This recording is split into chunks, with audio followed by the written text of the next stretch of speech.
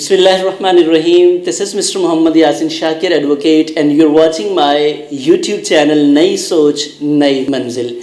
I welcome your people to my YouTube channel, and today for law students, I'm here having this topic Accomplice. What actually Accomplice is? When we talk about the meaning of Accomplice, we have to go actually back to the word's root. It's actually derived from a Old French word complice, and that means confederate. Confederate, what does it mean actually? A partaker. An accomplice can be defined as he or she is supposed directly or indirectly concerned in or private to offense. It means it's a partaker, it's an abettor in the crime or helping person in any offense. And if we define it in the words of a novelist below, he says, when we ask for advice, we are usually looking for an accomplice. When we take advice for some sort of person, actually we are seeking for an accomplice, making him or her an accomplice of the same happening or same fact. Case laws related to this actually definition, PLD 1975, SC 53, accomplice is defined as accomplice is a guilty associate in the crime co-accused. You may say a co-accused. Relevant provisions, there are two relevant provisions in QSO. First one, Article 16, and second one, 129B. In CRPC, if we talk about CRPC, there are Section 337 and 339. These are relevant to accomplice. Article 16, what actually Article 16 says? It says an accomplice is a competent witness and conviction can be done of accused on the basis of this accomplice evidence. There is an exception, and what is that? The accomplice evidence is inadmissible in hudud cases and qisas cases. This is an exception to the accomplice evidence. And when we talk about rule of presumption, there is a rule of presumption. What actually that is? It is related to Article 129B. There should be corroboration in material particulars. If we talk about accomplice evidence, it should be corroborated. What actually corroboration is, as we had discussed earlier in the previous video, the corroboration, it is a quality that makes affectant evidence. Article 16, if we joint it with 129, what it becomes actually, both are explanatory to each other. Both explain and support each other in explanation. First one, Article 16. It actually shows the legality of conviction based on accomplice evidence.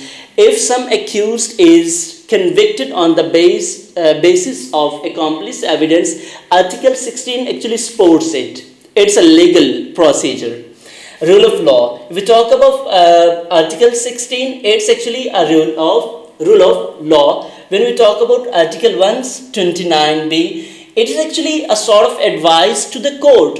It's a sort of advice to the court. Actually, it's a sort of precautionary measure. Precautionary measures are always there while actually admitting or admitting this accomplice evidence.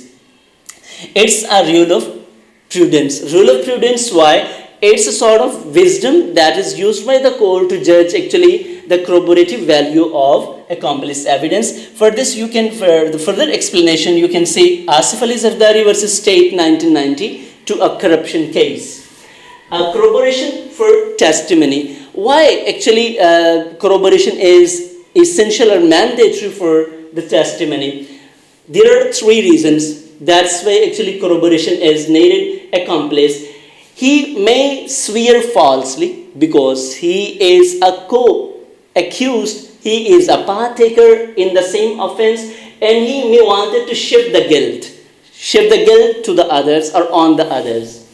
He is also a participant, and he may be an immoral person because he was actually in the part of taking that offense. Condition of pardon. He is actually giving his statements for the under the condition of pardon. he is pardoned and rest of the people are going to be convicted. It may favor prosecution. Principle of appraisal of accomplice evidence. You people can see Zulfikar Ali Bhutto versus State, PLD 1979 case actually. An accomplice evidence should pass through double test. And what is that double test? There should be one first filter, a reliable witness. Witness should be judged that he or she should be a reliable person. The second one, the sufficient corroboration should be there, as we had discussed. Extent of corroboration, to what extent the corroboration should be? It should be at least one material fact that should corroborate actually or support that accomplice evidence. What is the result or effect of that corroboration?